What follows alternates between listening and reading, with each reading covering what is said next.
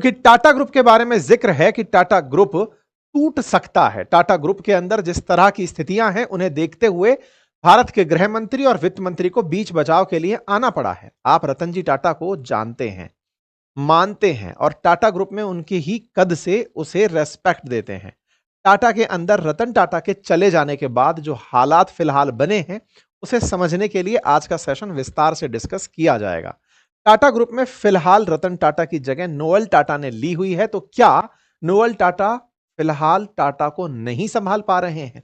जब बात टाटा की हो तो टाटा में किसकी बात हो रही है? टाटा ट्रस्ट की कि टाटा सन्स की कि टाटा ग्रुप ऑफ कंपनीज की? तो आज आपके दिमाग में ये जितने भी प्रश्न हैं उनको भी हम डिटेल में डिस्कस करेंगे, क्योंकि फिलहाल मसला टाटा ट्रस्ट से जुड़ा है। अरे बोले सर ट्रस्ट से जुड़ा है तो छोड़िए, फिर तो टाटा ग्रुप ऑफ कंपनीज की चर्चा ही नहीं होनी चाहिए जिनके पास में 30 से ज्यादा लिस्टेड कंपनी है। ठहरिए, टाटा ट्रस्ट इन सब पर नियंत्रण करता है, इसलिए जरूरी है टाटा ट्रस्ट के कलेश को जानना, क्योंकि अगर ऊपर ही लड़ाइयां हो गई तो देश के अंदर स्टॉक मार्केट में लिस्टेड कंपनियों का क्या होगा, भारतीय बाजार का क्या होगा। इसीलिए आज के सेशन में इस पूरे कलेश को सही से समझना जरूरी है। साथ ही साथ भारत सरकार का जो इंटरफेरेंस है, अमित शाह जी का और निर्मला सीतारमण जी का, गृह मंत्री के घर पर बुला करके इनके चेयरमैन को बातचीत की गई कि देखिए भाई कलेश वलेश नहीं करना है, झगड़ना नहीं है। इसके मायने समझने का प्रभाव देखते हैं कि क्या किसी खास ग्रुप को सरकार फेवर करना चाहती है। आज के सेशन में विस्तार से चलिए चर्चा करेंगे, लेकिन उससे पहले हेडलाइंस आप देख लीजिए कि किस तरह से आज के सेशन में छाई हुई हैं, और साथ ही साथ इनकी पूरी कहानी को आज के सेशन में विस्तार से चर्चा करते हैं। साथियों, टाटा ट्रस्ट के अध्यक्ष नोएल टाटा और टाटा सन्स के अध्यक्ष एन चंद्रशेखर ने मंगलवार के दिन केंद्रीय गृह मंत्री अमित शाह और वित्त मंत्री निर्मला सीतारमण जी से मुलाकात की थी।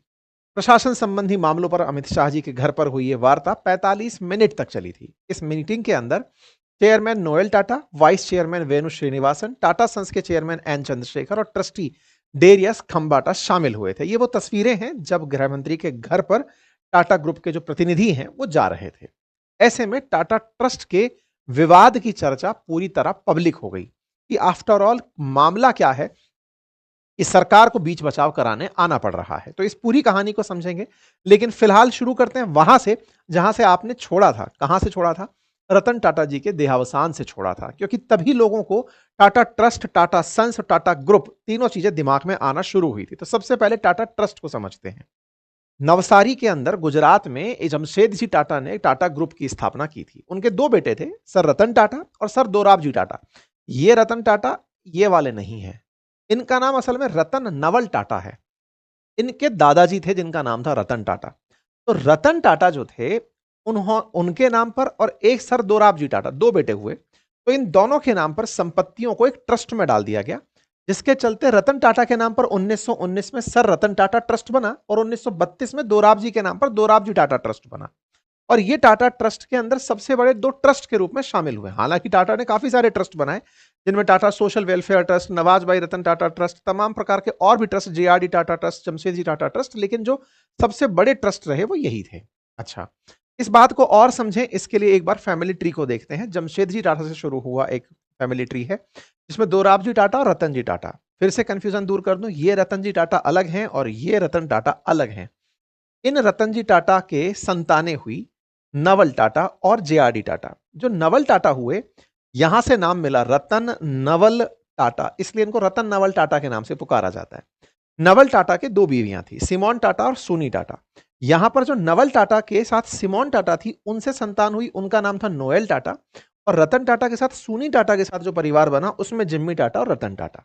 पहले जो आपने देखा ट्रस्ट को संभालते हुए, ट्रस्ट के चेयरमैन के रूप में रतन टाटा को देखा। इनके चले जाने के बाद नोएल टाटा फिलहाल इस ट्रस्ट के चेयरमैन बन के संभाल रहे हैं। तो नोएल टाटा टाटा ट्रस्ट के चेयरमैन बनकर के लगभग समझिए कि टाटा का सारा काम का सबसे बड़ा आदमी इस समय नोएल टाटा बनकर बैठे हुए हैं। ठीक है साहब, चलिए अब इस चीज को थोड़ा और ब्रीफ कर देते हैं।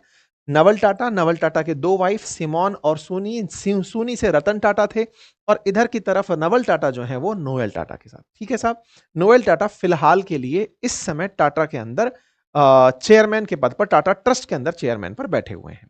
अब ये तो होगी टाटा ट्रस्ट की कहानी। टाटा ट्रस्ट के पास में है टाटा सन्स। टाटा ट्रस्ट, उसके पास टाटा सन्स है। टाटा सन्स का 66% हिस्सा टाटा ट्रस्ट के पास है। मतलब एक तरीके से समझा जाए तो टाटा सन्स को कंट्रोल करता है टाटा ट्रस्ट। ओके, अब सवाल बनता है कि टाटा सन्स क्या है। टाटा सन्स एक तरीके से समझिए कि एक बहुत बड़ा फंड है, पैसे की बैंक है। टाटा सन्स ही सारा पैसा है टाटाओं का, ये समझिए। क्योंकि टाटा सन्स के ही अंडर में टाटा की लगभग 300 कंपनियां हैं, जिसमें से लगभग 30 कंपनियां तो स्टॉक मार्केट के अंदर लिस्टेड हैं। टाटा ट्रस्ट जो ऊपर बैठा हुआ है वो तो कहता है हमारे पास तो टाटा सन्स हैं। टाटा सन्स कहता है मेरे पास टाटा ग्रुप ऑफ कंपनीज हैं। तमाम प्रकार की कंपनी जो है वो Tata Group of companies Tata sons के अंडर आती हैं। एक तरह से टाटा ग्रुप ऑफ कंपनी, चाहे टीसीएस हो, चाहे टाटा कार हो, चाहे जगुआर हो, तमाम चीजें टाटा सन्स के पास पहुंचती कहां से हैं? टाटा ग्रुप से पहुंचती हैं।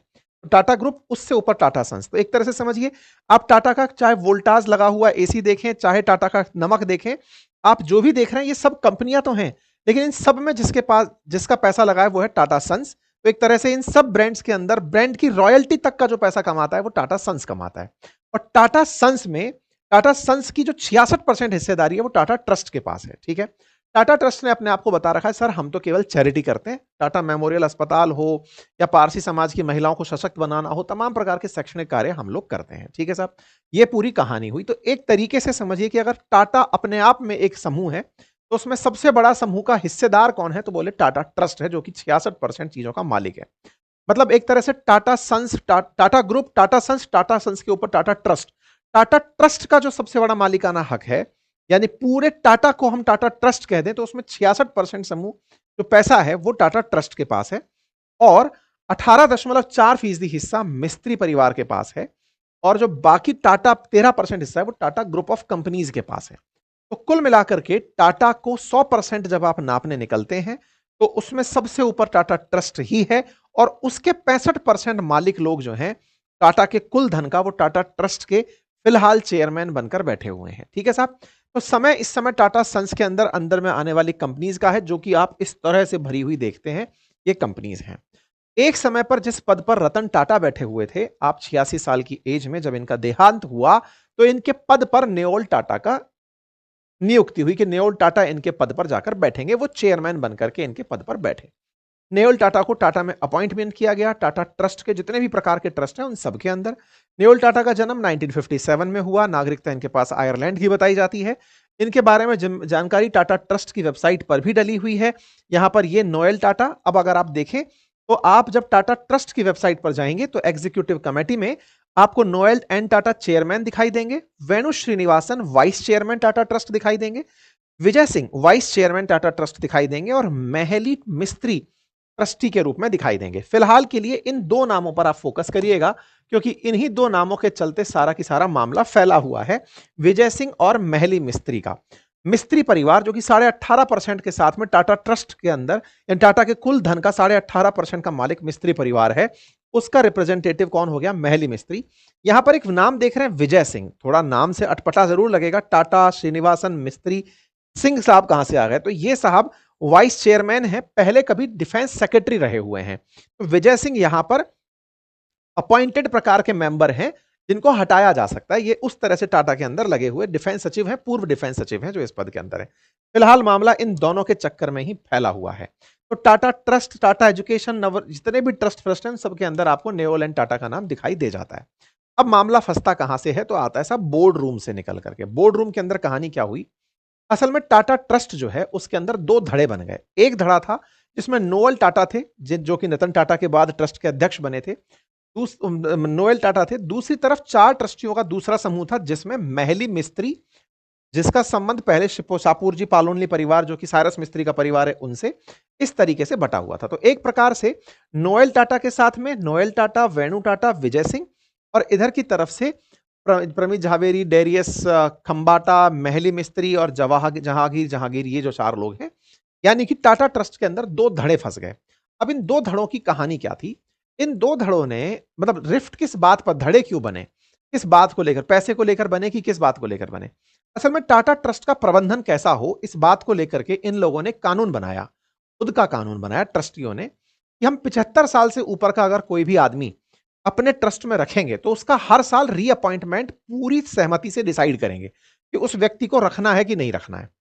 विजय सिंह इस समय 77 साल के हो गए हैं। 75 साल से ऊपर की नियुक्ति अगर उनकी हो, 2024 में ही ये कानून बना है उनके यहाँ पे, मतलब उन्होंने नियम बनाया है। जैसे ही 77 के हुए तो बोले सर आपके रीअपॉइंटमेंट को लेकर के फिर से वोटिंग होगी इस ट्रस्ट के अंदर बैठे हुए लोगों में। 4 लोग इस पक्ष में आए कि इनको दोबारा नहीं बनाना चाहिए, 3 लोग पक्ष में आए कि इनको दोबारा बनाना चाहिए।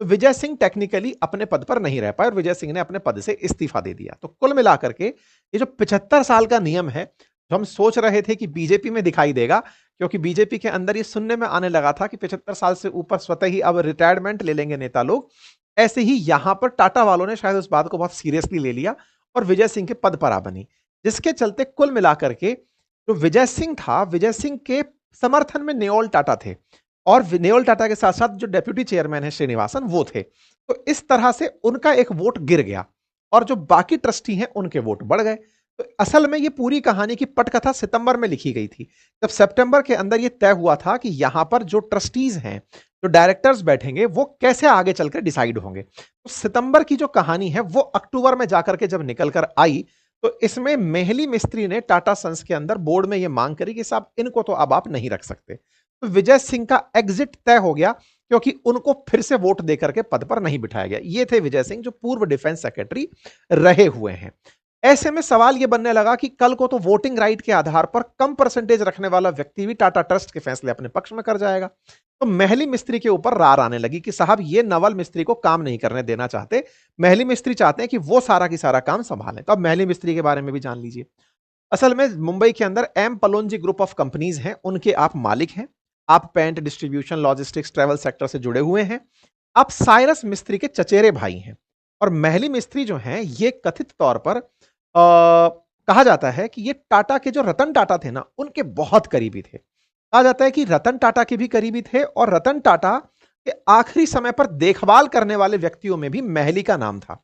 इसी के चलते मेहली को जाते जाते रतन टाटा ने कुछ ट्रस्ट के अंदर एक मेंबर के रूप में शामिल करवा दिया था। मतलब मेहली और नोएल भले ही एक दूसरे के खिलाफ हों, लेकिन रतन टाटा जो स्वर्गीय हो गए हैं अभी, रतन टाटा जो हैं, उन रतन नवल टाटा, उनकी जगह पर मेहली टाटा जो है ना, मेहली ये क्या नाम है इनका यार, मेहली, हाँ, ये मेहली मिस्त्री, ये असल में उनके बड़े पसंदीदा व्यक्ति थे और कहा जाता है कि नवल टाटा को यह बात रास नहीं आती।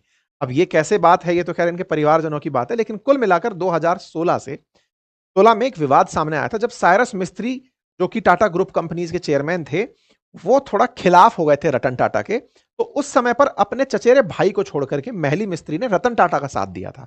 तो इस तरह से ये पुराने वफादार हैं, पुराने वफादार हैं। इसी के चलते मेहली का जो कद है वो काफी बड़ा कंसीडर किया जाता है। रतन टाटा की वसीयत के अंदर 3 कार्यकारी एग्जीक्यूटिव में से एक मेहली भी हैं। तो एक प्रकार से इस ट्रस्ट के अंदर मेहली का एक सिग्निफिकेंट नाम है। अब उन्हीं मेहली के साथ में असल मामले में विवाद फंस गया इन भाई साहब का, नवल टाटा का। ये जो नेओल टाटा है, नवल नहीं नेओल टाटा, इन्हीं को बुला करके फिलहाल गृह मंत्री जी ने और वित्त मंत्री जी ने समझाया है कि भैया झगड़ो मत, क्योंकि आप लोग झगड़ोगे तो इससे देश की अर्थव्यवस्था पर सीधा असर पड़ जाएगा, क्योंकि टाटा समूह का देश की अर्थव्यवस्था में बहुत बड़ा कंट्रीब्यूशन है। तो इनको बुला करके समझाया गया कि आपकी इतनी सारी कंपनीज हैं, इतने लिस्टेड फर्म्स हैं, इतनी सारी कंपनियों में अगर यह विवाद उतरकर नीचे चला आया और आप ही लोग आपस में झगड़ लिए तो देश की अर्थव्यवस्था पर गहरा नुकसान हो सकता है। इसलिए इनको हिदायत दी गई और कहा गया कि मामले को प्यार से बैठ के सुलझाइए, पब्लिक में ये चीजें मत फैलाइए, सेंटिमेंट नेगेटिव हो जाएगा, कंपनी को नुकसान हो जाएगा। अब देखना होगा नेओल टाटा इस बात को कितना समझ पाए। क्या ये अपनी बात को मनवाने के लिए अभी भी जो पद से हटाए गए विजय सिंह हैं उनको लाने का प्रयास करेंगे या फिर सरकार की बातें मान लेंगे। अल्टीमेटली जो सबसे शानदार बात थी वो ये कि सरकार का इंटरफेरेंस एक ग्रुप को यह समझाइश देने के लिए था कि आपके झगड़े देश में अस्थिरता ला सकते हैं, शांति रखिए। यह अपने आप में एक अच्छा प्रयास प्रतीत होता है। लेकिन इसका एक दूसरा पक्ष निकलता है और वो ये कि प्राइवेट कंपनीज जो ट्रस्ट से चल रही हैं, जिनके अंदर अपने डिसीजंस होते हैं, क्या वो सरकार के निर्णयों से प्रभावित होती हैं? ये अपने आप में एक दूसरा प्रश्न जो इसके साथ छूटकर रह जाएगा। बाकी आप लोग इस विषय पर क्या सोचते हैं, अपनी राय कमेंट बॉक्स में जरूर बताइएगा। बाकी स्टॉक्स में दिमाग लगाकर रहने वाले मेरे प्यारे साथियों, इन कलेशों से कंपनी के शेयरों पर कोई खास फर्क पड़ने वाला फिलहाल नहीं है, क्योंकि सरकारी इंटरफेरेंस आ चुका है तो इनको समझा भी दिया जाएगा जिस भी तरीके से ये समझेंगे। फिलहाल के लिए इतना ही। जानकारी पसंद आई हो तो साथियों से साझा करें। आप इस विषय पर क्या सोचते हैं, अपनी राय कमेंट बॉक्स में रखें। और बाकी जो मेरे सैलरीड भाई हैं या म्यूचुअल फंड्स में निवेश करने के इच्छुक जो भी साथी हैं, आपको अगर जानना है कि आपके लिए कौन सा म्यूचुअल फंड सही है और कैसे उसमें निवेश करना चाहिए, आप कैसे समझ पाएंगे कि कौन सा तरीका, क्या तरीका, सारी जानकारी मैंने अपने कोर्स में दी है। इसका लिंक कमेंट बॉक्स में है। और साथियों, यदि आप स्टॉक मार्केट के अंदर इन्वेस्टर के रूप में काम करना चाहते हैं, इन्वेस्टमेंट सीखना चाहते हैं, फ्यूचर एंड ऑप्शंस जानना चाहते हैं, उसके लिए भी हमने बातें बाजार की एप्लीकेशन पर कोर्स दिए हुए हैं, आप जाकर वहां से सीख सकते हैं। Thank you so much.